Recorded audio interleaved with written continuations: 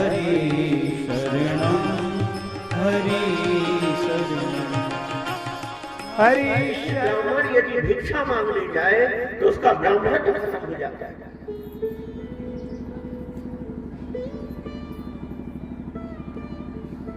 किसी ने बहुत अच्छी बात कही है, मैं अगर मांगू तुझे तो कुछ न देना तू मुझे, वरना फिर आशिक नहीं मजदूर हो जाऊंगा मैं।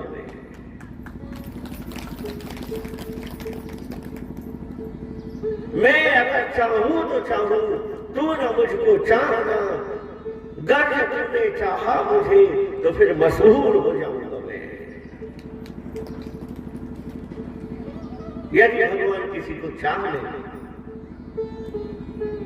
तो वो मशहूर हो जाता है, फेमस हो जाता है, भगवान का प्रिय है, भगवान इसको चाहते हैं, क्योंकि वो जो बोलेगा भगवान उसका कहना करेंगे।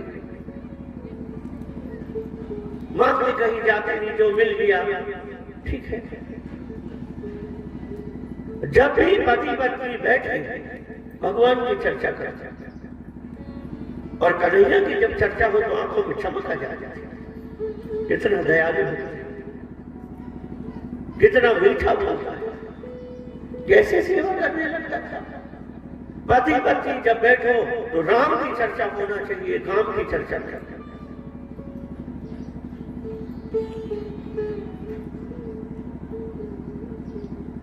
जब मैं था तब हरि नहीं, अब हरि है मैं नाई, प्रेम गली अति सांकरी, जा मैं दो न सकता।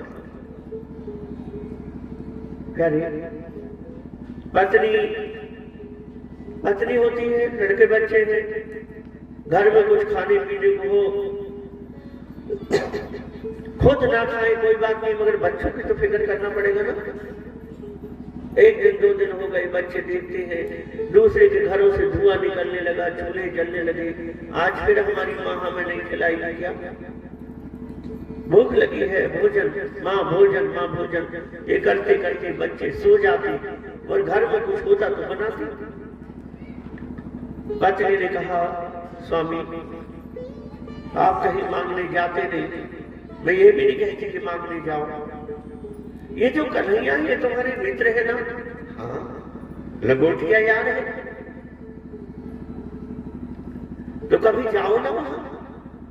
तुम क्या कहते हो, मांगने के लिए जाओ? मांगने नहीं जाओ।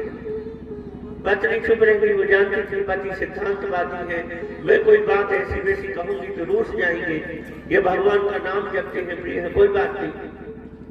मगर पत्नी को लगा कि खुद भूखे हैं तो चल जाएगा, बच्चे भूखे रहे तो नहीं चलेगा। तो धीरे से गई, जाकर के कहती है, रोज जिस भगवान का भजन करते हो कभी उसका दर्शन करने की इच्छा नहीं होती?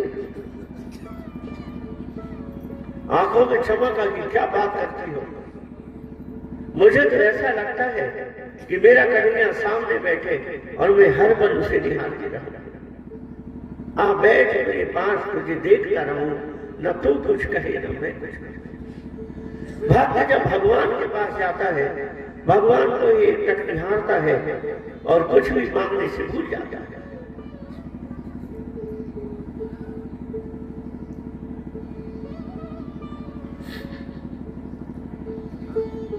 प्यारी, फिर पत्नी ने ललक जगा दी, एक बार जाओ, जिस मित्र का नित्य प्रति चर्चा करते हो, एक बार उसका दर्शन करके आ जाओ। सुदामा जी ने कहा, देवी जब मित्र के पास जाओ, राजा के पास जाओ, अपनी बेटी दमन के यहाँ जाओ, भगवान के मंदिर में जाओ, भागवत कथा में जाओ, तो कुछ न कुछ लेके जाना चाहिए। पत्नी का नाम है सुशीला, यथा नाम हो तथा गुणा सुशील है, बड़ी बड़ी मांगने के लिए गई 3 जगह। ब्राह्मणों को तो मांगना वर्जित है, फिर क्यों गई? तब विचार किया, खुद के लिए मांगना वर्जित है, ब्राह्मण यदि भगवान के लिए मांग ले तो कोई वर्जना नहीं। भगवान के लिए मांगने गई, 3 जगह से चावल लाई, एक जगह से सादा चावल, एक जगह से टूटे चावल, एक जगह से लाल काली चावल, और पहनने के लिए कपड़े नहीं है, छोटा छोटा सा कपड़ा लेकर के सिल करके रुमाल बनाए, रुमाल बना करके कहती है, एक माह दो पाख में दो एकादशी हुए, मेरे घर गोपाल जी नित्य एकादशी हुए। यानी एकादशी में खाने को नहीं रहता, कुछ खाते नहीं, रुमाल को बांधते बांधते रो दी कि इस चावल से मैं बच्चे का पेट भरती, पति का पेट भरती, 3 मुट्ठी चावल जो है ना वो भी तुम्हारे लिए भेज रही हूँ गोपाल जी, हमारे घर में बनाने को नहीं, बच्चे 3 दिन से भूखे हैं।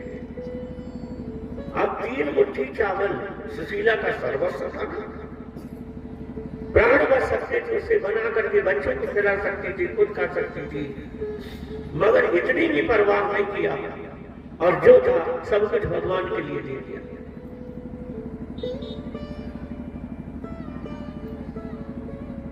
रोज रुमाल बांधते बांधते प्रभु कुछ नहीं है मेरे घर, मानो पृथ्वी आकाश पाताल 3 मुट्ठी में 3 चीजें दे दिया, दैनिक दैनिक भौतिक सतोगुण रजोगुण तमोगुण जितना था सब कुछ दे दिया, सर्वस्व लेकर के सुदामा जी को दी, प्रभु जाओ एक बार दर्शन करके आ जाओ। और जैसे लेकर के सुदामा जी चले, भक्तों की मंडली जा रही थी, कीर्तन करते करते शामिल हो गए।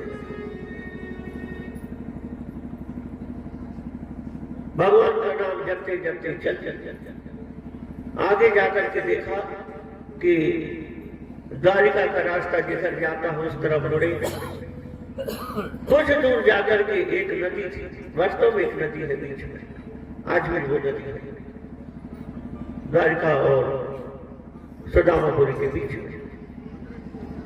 वहां जाकर के आवाज लगा, अरे कोई है, अरे कोई है जो पार लगा दे, जरा बताओ जीवन में पार लगाने वाला कौन है?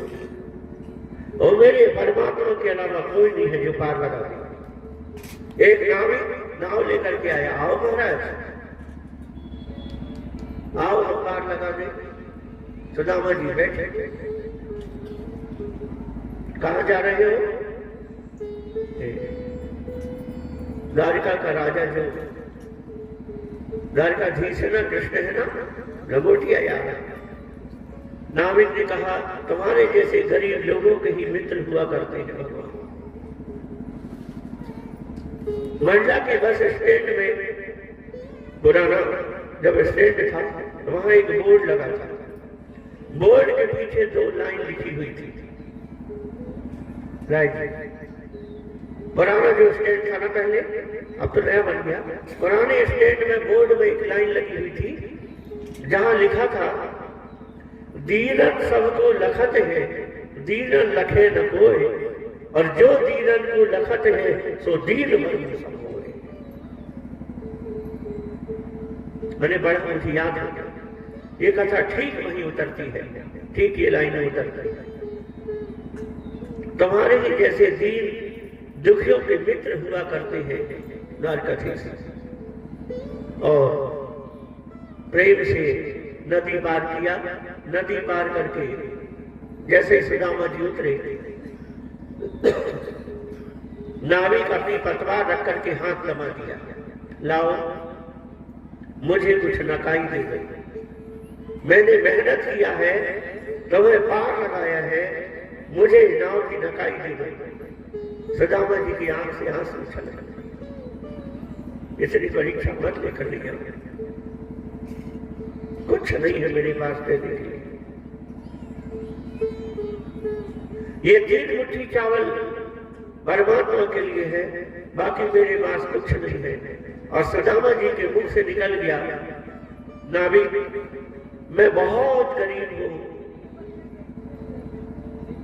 मैं नितांत गरीब हूं,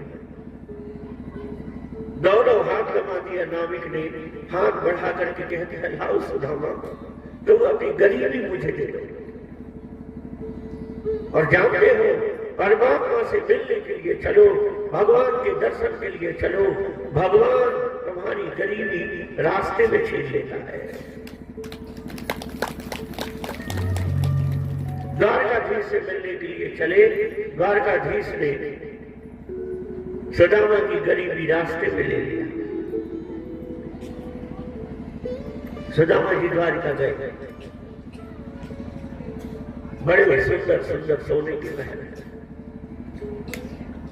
जाकर के सबसे पूछते हैं, भैया द्वारकाधीश के महल किधर है? बड़े आदर से उत्तर देते हैं। अच्छा,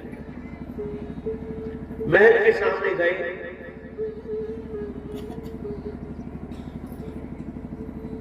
वो नरोत्तम एक कवि है, उसने अपनी कल्पना के आधार पर लिखा है कि सुदामा जाके द्वार में रुक गए। भागवत में ऐसा नहीं लिखा है।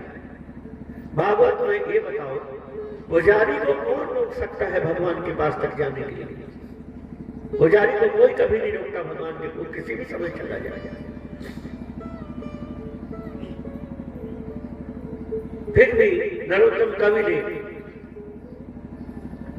अपनी कल्पना के आधार पर लिखा है,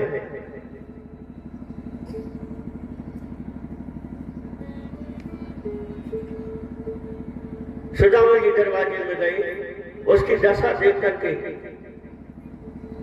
द्वारपाल भगवान को जाके कहता है, एक कोई दुर्बल द्विज द्वार पर आया है और आपका धाम पूछ रहा है।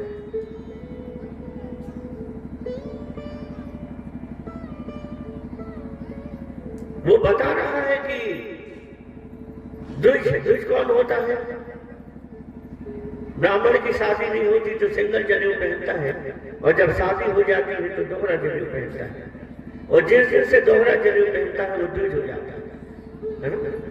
पहले बटुक ब्राह्मण ब्रह्मचारी होता है, 2 जनेऊ होते द्विज, यानी अकेला नहीं है, शादीशुदा है तो लड़के बच्चे वाला होगा।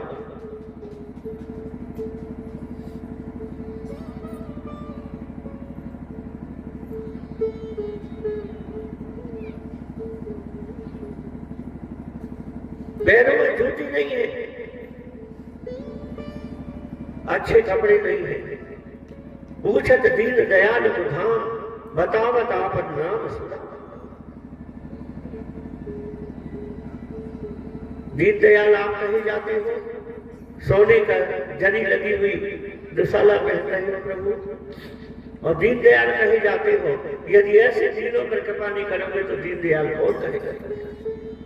जो नाम सुदामा बताया, भगवान दौड़े, कहीं पीताम्बर गिरा, कहीं चरण पादुका, कहीं छत्र, कहीं चमर, कहीं कुछ। राजा जब चलते हैं तो 2 लोग चमर उड़ाते चलते हैं, कोई छत्र लेकर के चलता है, कोई चरण पादुका, कोई पीताम्बर। भगवान अकेले दौड़े। आदरणीय सुखदेव जी कहते हैं, पहले भगवान जाके सुदामा से मिले कि सुदामा भगवान से मिले, कहने की मेरी सामर्थ्य नहीं है परीक्षित, कौन किससे मिला? हड्डी हड्डी निकल गई है। भगवान से जैसे ही मिले तो सुदामा जी की हड्डियां छुप रही है। प्रभु ने एक हाथ कमर में लगाया और धीरे धीरे सीढ़ियां चढ़ाने लगे। आदरणीय सुखदेव जी कहते हैं, परीक्षित, जीवन में चाहे जितनी सीढ़ियां ऊपर चढ़ो, मगर ये मत भूलो कि ये सीढ़ियां चढ़ाने में पीछे भगवान का हाथ है। कितने बड़े सफल हो जाओ प्यारे, जब तक भगवान का उपकार मानोगे कि हमारी सफलता के पीछे ठाकुर का हाथ है, भगवान की कृपा है, तब तक सीढ़ियां चढ़ते जाओगे। और जिस दिन ये अहंकार आ गया कि मैं तो अपने बल से ऊपर चढ़ा हूं, ना जाने किस में धड़ाम से नीचे आ गया। कितने मुखलिस हो गए, कितने दबंग हो गए, खाक में जब मिल गए तो सब बराबर।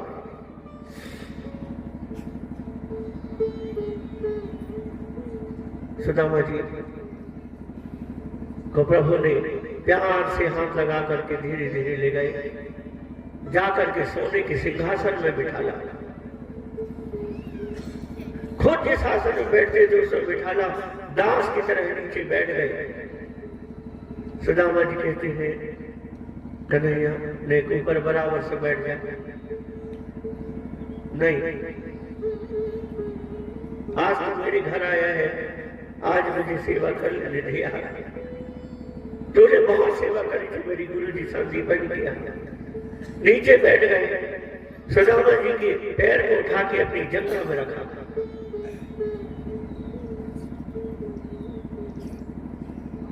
रानियों से कहा देवी जाओ, मेरा बचपन का मित्र आया है, ब्राह्मण है, पूजनीय है, सोने की थाली लाओ, सोने के लोटा में जल लेकर के आओ। जैसे ही लेने के लिए गई रानियां, भगवान ने पैर उठा करके देखा। नरोत्तम कवि लिखते हैं ऐसे बेहाल विवाइन के पग कंटक जाल लगे पूरी जोए, हाय महा दुख पाए सखा तुम हाय किते न किते दिन होए।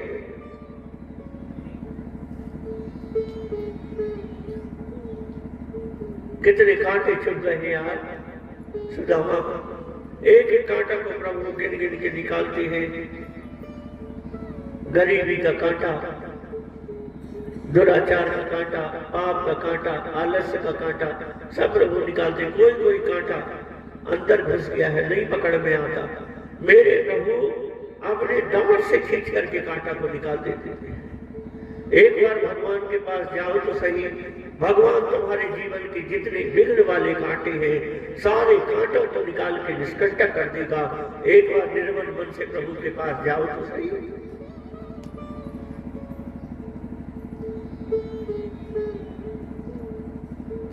अरे देखी सुदामा की दीन दशा, करुणा करके करुणा निधि रोए, पानी पराज को हाथ छुओ नहीं, नैनन के जल से पग धोए। कौन? अखिल ब्रह्मांड का नायक मेरा गोविंद। इतना सुदामा आज तक क्यों दूर थे, मेरे पास आए नहीं। मानो कहते हो प्रभु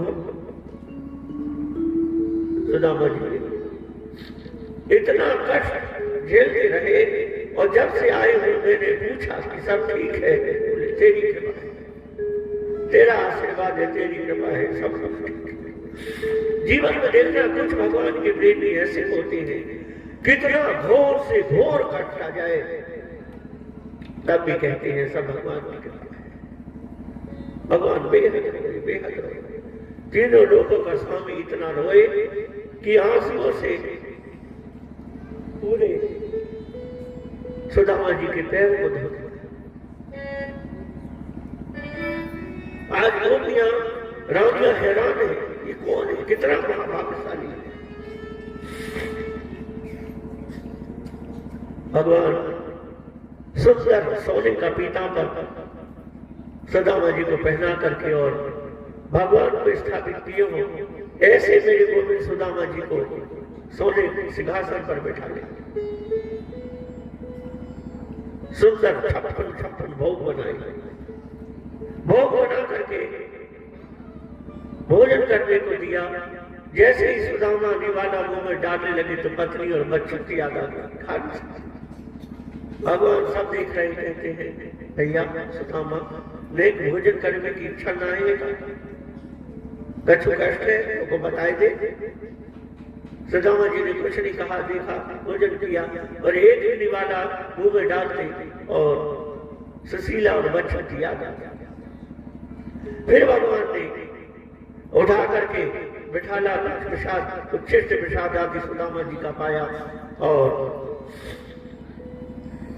जब सिंहासन पर बिठाला, पलंग पर बिठाला, तो पूछा सुदामा शादी हो गई। हाँ, एक है ना सुशीला, तूने शादी में बुलाया नहीं। सुदामा जी उलाहना देते हैं, मैंने तो एक ही किया, भूल गया। तू तो 16,108 किया, मेरे को कब बुलाया? मानव द्वारकाधीश कहते हैं, भैया सुदामा, मेरी जितनी शादी हुई बिना लड़ाई झगड़ा के एक शादी हुई। भागवत खोल के देखिए, 16,108 शादी हुई भगवान की, मगर बिना लड़ाई के एक शादी। यदि सीधे साधे ब्याह होता और निमंत्रण पत्रिका बनती तो सबसे ऊपर तेरा नाम होता सुदामा, सबसे पहले मैं तेरे को। सुदामा जी ने कहा, नहीं, मेरे को तेरे को कष्ट देने का कोई मन नहीं था, मैंने तो यूं ही कहा। मेरे गोविंद कहते हैं, यदि भाभी है तो जरूर उसने मेरे लिए कुछ न कुछ दिया। सुदामा जी देखा इतना सोने का महल, सोने की सारी चीजें, बर्तन सब, इसको क्या मैं कच्चे चावल दूं? भगवान मांगते हैं, सुदामा जी छुपाते हैं। भगवान कहते हैं, एक बार तुमने चने छुपाया था तो आज ये दशा हो गई। आज जो चावल छुपा रहे हो तो आगे क्या करना चाहते हो? अब मैं नहीं होने दूंगा। और आगे बढ़ करके मेरे गोविंद ने छपड़ दिया, पोटली को खोलने लगे। जैसे पोटली खोला, सबसे पहले उस पोटली में सुशीला की आंखों से गिरे हुए आंसू के दर्शन हो गए। सुशीला ने कहा था, एक माह 2 पाख में 2 एकादशी हुए, मेरे घर गोपाल जी नित्य प्रभु जी नहीं मोए। भगवान ने देखा कुछ नहीं, सब भूल गए। उठाया, एक मुट्ठी चावल मुंह में डाला और मन में आदेश कर दिया, कुबेर, एक लोक की संपत्ति दे दो। दूसरी मुट्ठी चावल लेकर के प्रभु ने मुंह में डाला, कुबेर, दूसरी लोक की संपत्ति दे दो। तीसरी मुट्ठी लेकर के मुंह में डालना चाहते थे, रुक्मिणी ने हाथ पकड़ लिया। समझ गई प्रभु 2 लोक की संपत्ति दे दिए। अब यदि तीसरी मुट्ठी खा गए तो 3 लोक की संपत्ति दे देंगे और खुद सुदामा बन जाएंगे। रुक्मिणी ने पकड़ लिया। भगवान ने उलाहना किया, देवी, ब्राह्मण को दान करने में कम करते हो? भूल गई? ये ब्राह्मण यदि प्रेम पत्र लेकर के नहीं आता तो तुम द्वारका की रानी नहीं बनती। विप्र प्रसादा धरणी धरोह, विप्र प्रसादा दैत्यो दलोह, विप्र प्रसादा अजितो जितो हम, विप्र प्रसादा मम नाम। कुछ भी कहो रो। एक कवि ने बहुत सुंदर बात कही, अरे पहली मुट्ठी खाते प्रभु जी ने पृथ्वी लोक का दान दिया है।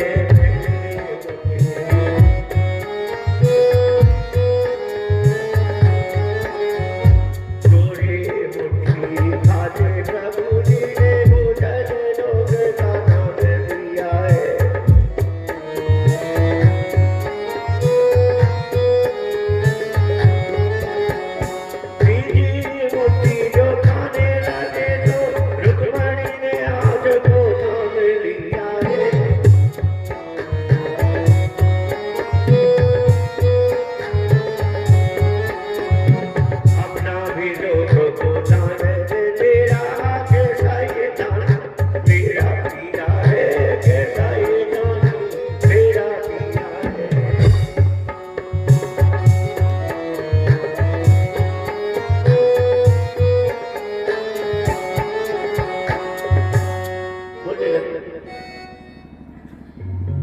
तीजी मुट्ठी जो खाने लगे थे, लक्ष्मी ने हाथ को थाम लिया है, अपना निवास भी दान में दे रहा, कितना ये दानी मेरा। एक बार भक्त निर्मल मन से जाए तो सही, परमात्मा अपना परिकर बना लेते हैं, अपना लोक दान में दे देते हैं। एक बार भगवान के लिए कुछ दे करके तो देखो, सजल हो गए धन लेने का। इसलिए सारी दुनिया तेरे नाम की दीवानी होती है। ना जाने कितनों को घर छोड़ा दिया, ना जाने कितनों को रिश्तेदार छोड़ा दिया, ना जाने कितनों को गांव छोड़ा दिया, शहर छोड़ा दिया और अपने धाम में बसा लिया वृंदावन में।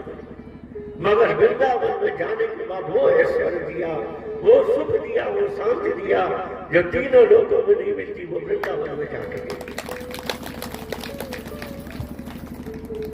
3 मुट्ठी अन्न दे करके सुदामा जी ने 2 लोग। श्री सीताराम प्रतिदिन सत्संग एवं दर्शन के लिए श्री महाराज जी के ऑफिशियल चैनल को जरूर सब्सक्राइब करें।